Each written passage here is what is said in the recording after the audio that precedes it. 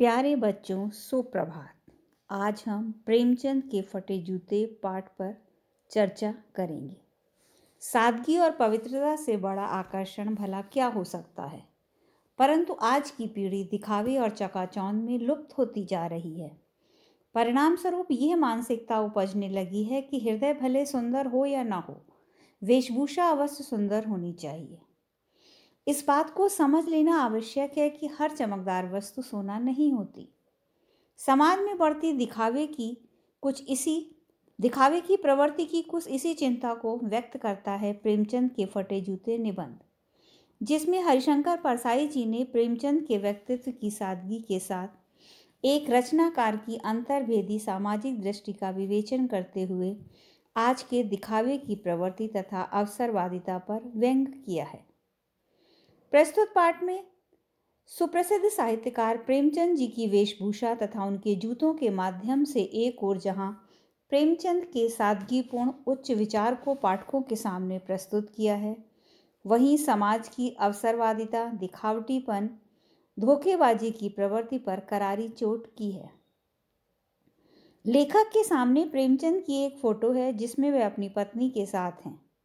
Photo में वह धोती कुर्ता पहने हैं, सिर पर टोपी लगी है, कनपटी चिपटी है, गालों में हड्डियां उभर आई हैं तथा चेहरे पर घनी मूछें हैं। पाँव में कैनवस के जूते हैं। बाएं जूते में बड़ा छेद हो गया है जिससे उंगली बाहर निकल आई है। प्रेमचंद के फटे जूते देखकर लेखक चिंता में पड़ गया कि अगर फोटो खिंचाते समय पोशाक का ये हाल है तो वास्तविक जीवन में क्या रहा होगा। फिर विचार आया कि प्रेमचंद अंदर बाहर की अलग अलग पोशाक रखने वाले इंसान नहीं हैं। लेखक सोचने लगा कि प्रेमचंद हमारे साहित्यिक पुरखे हैं, फिर भी उन्हें अपने फटे जूते का जरा भी एहसास नहीं है। फोटोग्राफर ने जब रेडी प्लीज कहा होगा तब परंपरा के अनुसार उन्होंने मुस्कान लाने की कोशिश की होगी। दर्द के गहरे कुएं के तल में कहीं पड़ी मुस्कान को धीरे खींचकर ऊपर निकाल रहे होंगे कि बीच में ही क्लिक करके फोटोग्राफर ने थैंक यू कह दिया होगा। यह मुस्कान नहीं है, उपहास है, व्यंग है। लेखक सोचता है कि प्रेमचंद ने फटे जूते में फोटो खिंचवाने से मना क्यों ना किया। फिर लगा कि शायद पत्नी का आग्रह रहा होगा। लेखक प्रेमचंद के दुख को देखकर रोना चाहता है, परंतु प्रेमचंद की आंखों का दर्द उसे रोक देता है। लेखक सोचता है कि लोग फोटो खिंचवाने के लिए कपड़े जूते तक मांग लेते हैं, फिर प्रेमचंद ने ऐसा क्यों ना किया। आजकल तो लोग इत्र लगाकर फोटो खिंचाते हैं ताकि फोटो में से सुगंध आए। टोपी 8 आने में मिल जाती है और जूते उस जमाने में भी 5 रुपए से कम में क्या मिलते होंगे। जूता हमेशा टोपी से कीमती रहा है और अब तो जूते की कीमत और बढ़ गई है। ये विडंबना मुझे इतनी तीव्रता से पहले कभी नहीं चुभी जितनी आज चुभ रही है। लेखक कहता है कि तुम महान कथाकार, उपन्यास सम्राट, युग प्रवर्तक कहलाते थे, मगर फोटो में तुम्हारा ये जूता फटा हुआ है। प्रेमचंद दिखावे का जीवन नहीं जीते थे। लेखक कहता है कि मेरा जूता भी अच्छा नहीं है, यूं ऊपर से अच्छा दिखता है। अंगूठा जमीन से घिसता है और पैनी मिट्टी पर कभी रगड़ खाकर लहूलुहान भी हो जाता है। पूरा तला गिर जाता है, पूरा पंजा छिल जाएगा, मगर उंगली बाहर नहीं दिखेगी। तुम्हारी उंगली दिखती है पर पांव सुरक्षित है। मेरी उंगली ढकी है पर पंजा नीचे घिस रहा है। तुम पर्दे का महत्व नहीं जानते, हम पर्दे पर कुर्बान हो रहे हैं। तुम्हारी ये व्यंग मुस्कान मेरे हौसले पस्त कर देती है।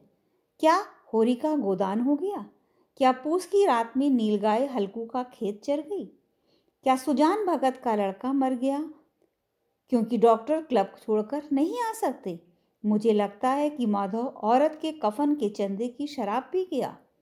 वही मुस्कान मालूम होती है। चक्कर लगाने से जूता फंसता नहीं है, घिस जाता है। कुंभन दास का जूता भी तो फतेहपुर सीकरी जाने आने में घिस गया था। उसे बड़ा पछतावा हुआ और उसने कहा, आवत जात पनैया घिस गई, बिसर गयो हरिनाम। चलने से जूता घिसता है, फटता नहीं। तुम्हारा जूता कैसे फट गया? लेखक को बोध होता है कि प्रेमचंद जीवन भर किसी कठोर चीज को ठोकर मारते रहे। वे रास्ते में खड़े टीले से बचकर निकलने की बजाय उस पर ठोकरें मारते रहे। वे समझौता नहीं कर सके। जैसे गोदान का होरी नियम धर्म नहीं छोड़ सका, वैसे ही प्रेमचंद नियम धर्म को नहीं छोड़ सके। उनके लिए नियम धर्म मुक्ति का साधन है। लेखक प्रेमचंद को संबोधित करते हुए कहते हैं कि तुम जिसे घृणित समझते हो उसकी तरफ हाथ से नहीं पैर से इशारा करते हो।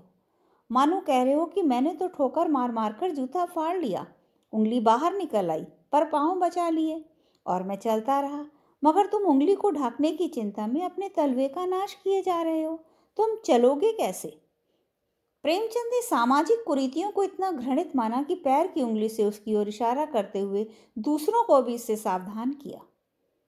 प्रेमचंद अभी भी उन लोगों पर हंस रहे हैं जो उंगली को ढकने की चिंता में तलवे घिसे जा रहे हैं।